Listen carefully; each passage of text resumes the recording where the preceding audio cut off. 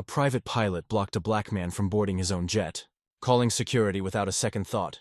What happened next cost him his entire career. The wind coming off the tarmac at Van Nuys Airport was dry and warm, kicking up little bursts of dust against the tires of the black BMW that rolled up to Hangar 6. It was just past 8:30 a.m. Jalen had arrived exactly on schedule, as he always did. He stepped out of the car without rushing, calm, collected, a navy suede jacket draped over a crisp black tee, clean sneakers, sunglasses tucked into the front of his shirt. He looked like the kind of man who had somewhere to be, but wasn't in a hurry to prove it. From the corner, a young ramp agent gave him a quick nod of acknowledgement before heading toward the rear of the hangar. The Gulfstream G280 sat on the tarmac, its stairs down and engines being prepped. The aircraft glinted faintly in the morning sun. Jalen walked toward it with the quiet confidence of someone who had flown this route dozens of times before. L.A. to Kansas City, meeting with logistics partners. He wasn't in the mood for conversation, but he was thinking through numbers in his head. How to restructure a department, how to get his CTO on board with new hires. But just as he reached the first step, a voice cut through the space behind him. "Excuse me, sir." Jalen paused, turned slightly, and saw a tall man in aviator sunglasses striding toward him. Slim, probably mid-50s, flight uniform sharp and starched. He looked annoyed already. "Can I help you with something?" Jalen asked, not defensive, just curious. The pilot stopped a few feet away, looking him over. "This aircraft is scheduled for a private flight. I'm going to need to see some ID and confirmation. We can't allow unauthorized boarding." Jalen blinked. For a second, he thought it might have been a joke, but the man's expression didn't crack. Not a smile, not even confusion. "Just suspicion I own that jet," Jalen replied calmly. "I'm the one flying to Missouri this morning." The pilot's eyes narrowed. "Right, and I'm Elvis?" Jalen gave a soft laugh. "The kind you give when you're deciding whether to escalate or let something slide. You can call dispatch. My name's on the manifest." The pilot crossed his arms. "You expect me to believe you own this jet? Look, I don't care who you say you are. You're not going anywhere near this aircraft until someone above me clears it." He pulled a radio from his belt and turned away slightly, speaking low into it as if trying to confirm Jalen's story, or maybe disprove it. Jalen didn't move. His hands stayed loose at his sides. No shouting, no posturing, just patience. He'd been here before. Not this exact situation, but ones like it still. Something about it burned differently this time. The pilot turned back.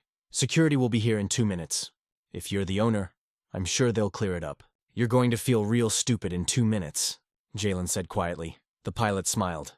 "Not the good kind. I doubt it." Jalen stepped back, pulled out his phone, and dialed a contact. 2 rings. "Hey, it's me," he said into the phone.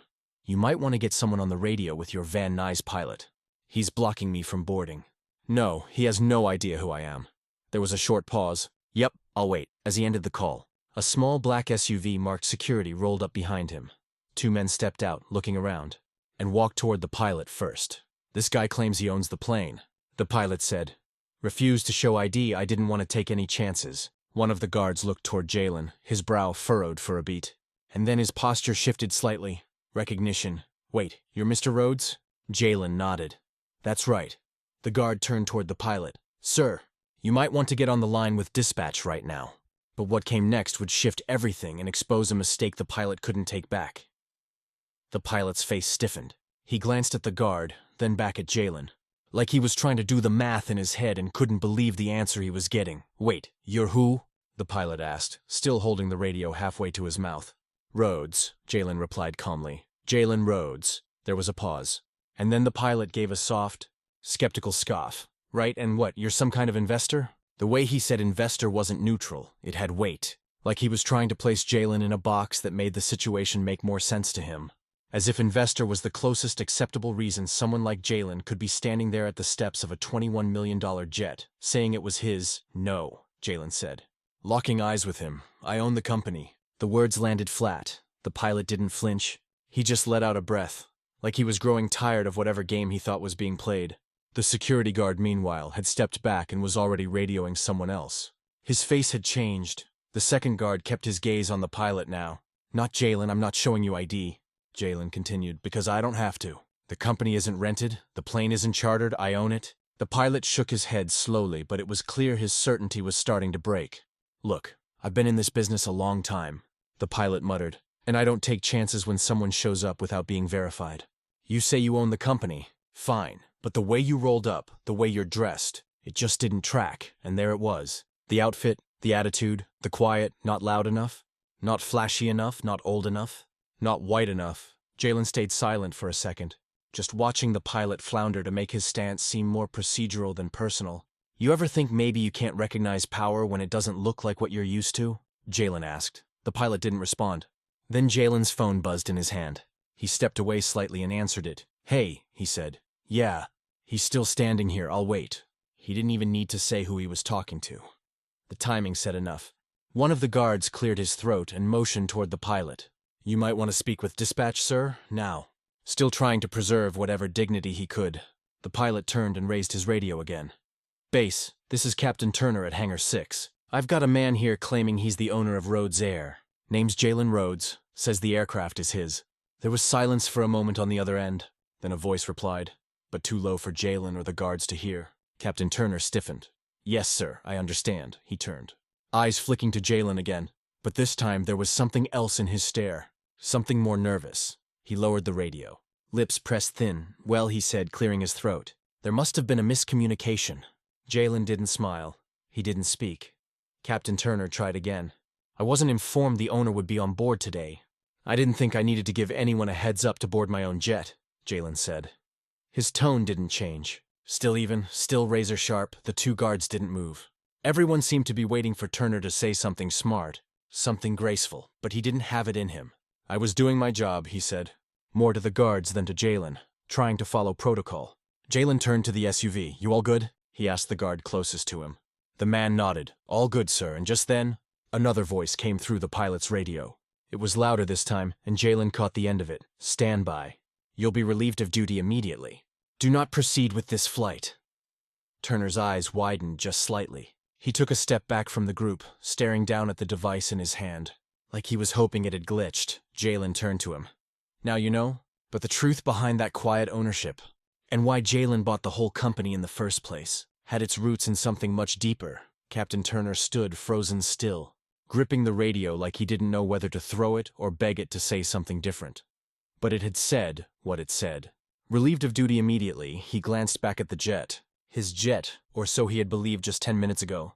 The same jet he'd flown to Scottsdale, to Phoenix, to Miami.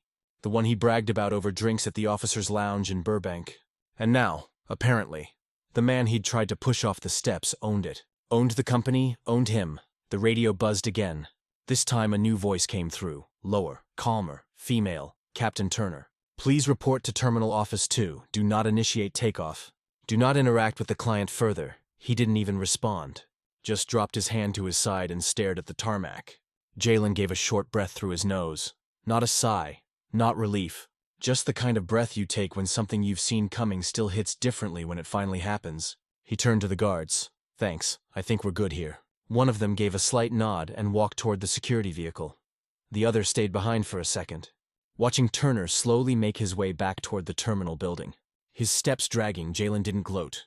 He didn't smirk. Instead, he looked down at his watch and back at the jet. The co-pilot, a younger man with a puzzled face, had stepped halfway down the stairs during the commotion. He hadn't said a word so far, but now he gave Jalen a nod of acknowledgement, stepping aside to clear the path. "Sorry about that, Mr. Rhodes," he said softly. Jalen didn't respond right away. "Then you flying this today?" "If you want me to, sir, I'm cleared."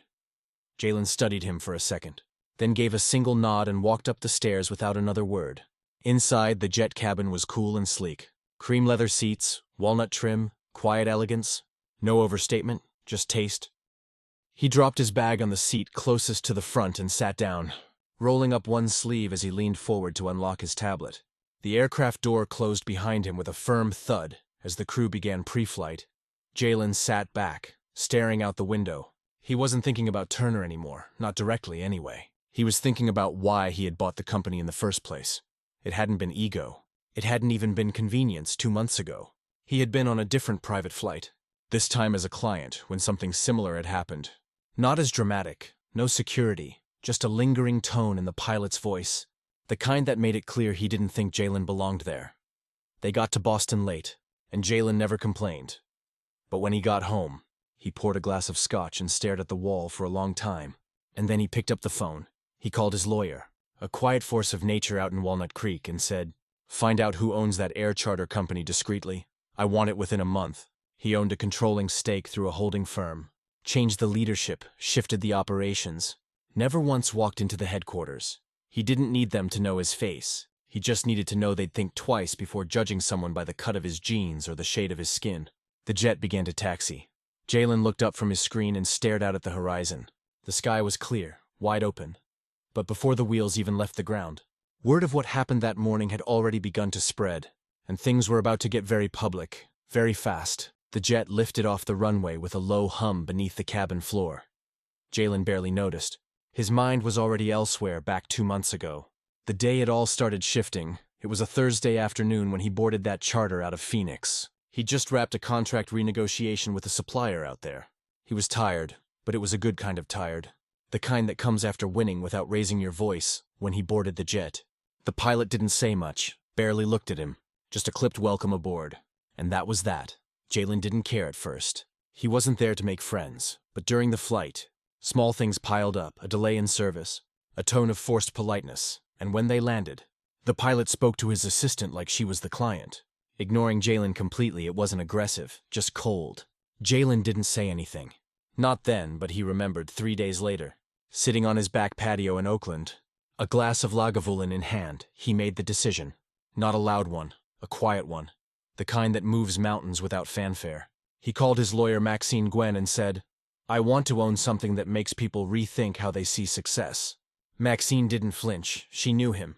She'd helped him buy 2 logistics companies, an entire fiber optic network in Nevada, and a boutique hotel group in Santa Barbara. All without his name ever being on the initial filings. "What am I buying this time?" she asked. "An air charter service." She exhaled. "You want to build one?" "No," Jalen said. "I want the one I flew with last week." Copy that. 6 weeks later, he had it. Rhodes Aviation. Not just one jet. 6. Not just pilots. An entire operating team. He didn't show up at the office. Didn't demand his name be stamped on the tail. He wasn't looking for attention. But everyone in the boardroom knew who signed their checks now. And it wasn't just about the incident on that Phoenix flight. That was the spark. The real fire had been building for years. In boardrooms where he had to repeat his title 3 times before someone stopped assuming he was a guest. In pitch meetings where other execs leaned toward his assistant instead of him. In valet lanes where he got asked if he was picking someone up. He never yelled, never made scenes, but he remembered every face. Buying the charter company wasn't revenge. It was a move on the board. A way to send a message without saying a word. And now, sitting in that jet, his jet, watching Captain Turner walk away like the ground had just shifted under him. It all came full circle. Jalen wasn't new money. He wasn't loud money, he was quiet power. The kind that doesn't need a spotlight because it is the room. He picked up his phone again and texted Maxine. "Jet crew situation handled. Let the ops team know we'll need a new captain. I want someone who looks at people." "Not resumes," she responded almost instantly. "Got it, I'll handle it." Jalen set the phone down. The co-pilot stepped into the cabin briefly, asking if he needed anything. Jalen shook his head. "Thanks, I'm good." The man gave a short nod, then disappeared back into the cockpit. Outside the window, the ground below was a patchwork of gold and green. Central California, somewhere near Modesto. It looked peaceful, but in his head, Jalen was already thinking 3 moves ahead. This wasn't going to stay private because someone on the tarmac had been filming quietly from behind a fuel truck. And by the time Jalen landed in Kansas City, the clip had already gone viral. By the time the wheels touched down in Kansas City, Jalen had 15 missed calls. 3 from his assistant, 1 from Maxine, the rest from numbers he didn't recognize. Likely reporters, maybe a few opportunists. The kind of people who suddenly remember your name when the internet puts you in their timeline. He didn't answer any of them, but the texts kept pouring in. "Bro, you trending? This you on that jet clip? Tell me you cooked that pilot, man." The comments. "You need to see them." He wasn't surprised. Someone was always filming. That's the world now. A moment isn't just something that happens. It's something that's recorded, edited, posted, and dissected in real time. And there it was. A shaky 48-second clip showing Jalen standing calmly at the base of the jet stairs, while Captain Turner barked at him. The audio wasn't perfect, but you could make out enough. "Don't care who you say you are, you can't be the owner. Security is on the way." Then the security guard stepping in, the co-pilot looking uncomfortable, and Jalen's voice, calm and measured. "You ever think maybe you can't recognize power when it doesn't look like what you're used to?" That line hit the internet like fire on dry grass. It wasn't long before the hashtag started. Jalen Rhodes net worth private jet owner. Fired fast, this is why we buy. Comment sections were a mess of applause, debate, and frustration. Some praised him for staying calm. Others shared similar stories of being underestimated. A few pushed back, questioning whether Turner had just been doing his job. Jalen didn't engage. He'd never needed the approval of strangers. Instead, he sat in the back of a black SUV rolling toward his downtown hotel and looked out the window. Not at the city, at the reflections. You spend your whole life grinding, building, staying low until your moves speak for you. And even when they do, someone will still try to measure your worth by the way you walk, talk, or dress. He wasn't angry, he was tired. Not the kind of tired that sleep fixes.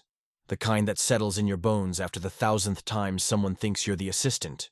Back at the hotel, he passed through the lobby without lingering. A few guests looked up from their phones. One woman mouthed, "That's him," as he passed. He didn't slow down, just went straight to the elevator, up to the penthouse, and sat down at the long table overlooking the city. He poured a glass of water and finally opened Maxine's message thread. She'd sent a link. He clicked. A morning news segment, split screen on one side. The clip of the confrontation, on the other, a host saying, "We've just learned that Mr. Jalen Rhodes is not only the owner of the jet but the entire charter company.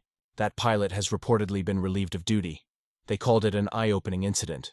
One that raises questions about perception, wealth, and implicit bias. Jalen watched for a moment, then muted the video. He didn't need an anchor to tell him what he already knew. People only believe what they're used to seeing. And if you don't fit the picture in their head, they'll question the reality in front of them. He stood, phone in hand, and walked out to the balcony. From this high up, the city looked small. The people invisible. He wasn't looking down on anyone. But he was above the noise. But what came next wasn't about noise. It was about clarity and a decision Jalen couldn't put off any longer. Jalen didn't sleep much that night. He wasn't bothered by the headlines. They came and went. He wasn't worried about the company's image either. If anything, Rhodes Aviation just got more free publicity in 12 hours than most startups see in a year. No, what kept him awake was the decision he hadn't made yet. Whether to make it loud or make it final.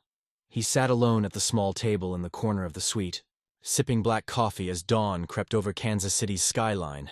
His laptop glowed in front of him, a report from HR, a draft of a formal apology from Captain Turner, a polite request to reconsider.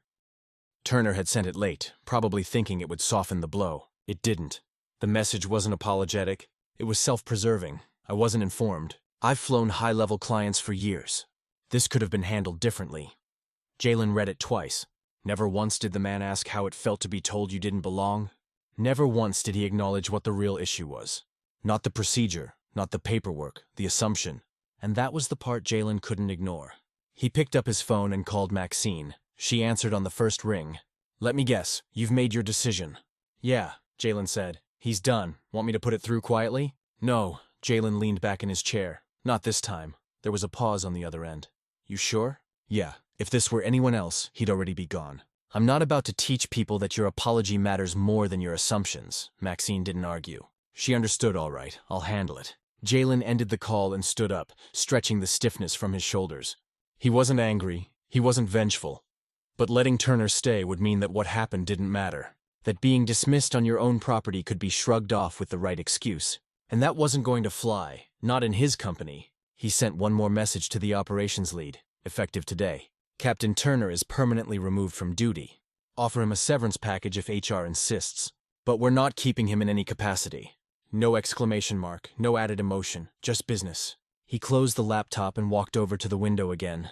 The city was wide awake now. Cars below, people on sidewalks. Morning shows buzzing, everyone talking. But Jalen had done what needed to be done, not to make a point, but to protect a standard in his world. It wasn't enough to build the table. You had to decide who deserved a seat at it. Turner had shown he didn't, not because of one mistake, but because when the mistake was pointed out, he still didn't get it. Jalen's assistant knocked lightly and let herself in. She carried a folder, a tablet, and a paper coffee cup. "Everything good?" she asked, placing the items on the table. "Yeah," Jalen said, handled. She gave him a knowing look, then sat down to go over his schedule. But before she began, she glanced up and said, "That video, it really hit people. I've never had so many friends text me about my boss." Jalen smirked. "You tell them I'm just a guy who likes jets," she laughed. "I told them you're the reason I started dressing better." They both chuckled. Then it was back to work. But what stuck with Jalen long after that morning wasn't the decision itself. It was what it revealed about who gets questioned And who gets trusted without saying a word? 3 days later, Jalen was back in Oakland. The headlines had shifted. A new scandal, a different name, a fresh round of outrage somewhere else. That's how these things go. But the video kept circulating, quietly, persistently. A few million views turned into 15. Clips from the confrontation were stitched into podcasts, think pieces, even reaction videos. Some people praised his calm. Others picked it apart like they always do, debating tone, clothing, delivery. Jalen didn't respond to any of it. He never did. But something strange happened after that. The emails started coming in, not the usual kind. Not pitches or partnership proposals. These were personal. One was from a young man in Minneapolis who worked as a baggage handler. He said he saw himself in Jalen, how people at the airport always assumed he didn't know much. He wrote that seeing someone like Jalen stand his ground without yelling made him feel seen. Another came from a woman in Arizona. She ran a small charter service and wrote that her own pilots had made similar assumptions before. She thanked Jalen for showing the industry what accountability could look like. There were dozens more like that. No hashtags, no performances. Just real people who understood exactly what had happened, because it had happened to them too. That's what stayed with Jalen. Not the video, not the trending tags, the quiet truth underneath it all. People are tired of being doubted in rooms they built. And for Jalen, this wasn't the first room. It wouldn't be the last, but this one mattered, because it reminded him of something he'd forgotten. That being underestimated is exhausting, but sometimes it's the sharpest tool in your box. Because while they're busy sizing you up, you're already buying the building late that evening. He walked through the empty hangar of Rhodes Aviation's new facility outside of Oakland. It was quiet, the kind of quiet that lets you hear your own breath. One of the maintenance crews was working on a taillight. A cleaner waved from across the floor. Jalen walked toward the nearest jet, the one that sparked it all. He didn't touch it, just looked at it for a long time. Then he turned around and walked out as he reached the exit. He paused by a bulletin board near the employee lounge. It had birthday notices, maintenance schedules, and a new flyer with the company's updated mission statement. He hadn't written it, but someone had pulled the words from something he said years ago. Respect doesn't come from how loud you speak. It comes from how you carry the silence. Jalen smiled. Not big, just enough outside. The sky was darker now, the air cooler. He unlocked his car, slid into the seat, and drove away without saying a word, because the message had already been sent. Sometimes it's not about proving who you are. It's about standing firm when someone decides you're not enough, and letting the truth do the talking. If this story moved you, think about the moments where someone tried to measure your worth without knowing your weight. Then do what Jalen did. Hold your ground, build your legacy quietly, and let their assumptions cost them instead. Subscribe for more real stories,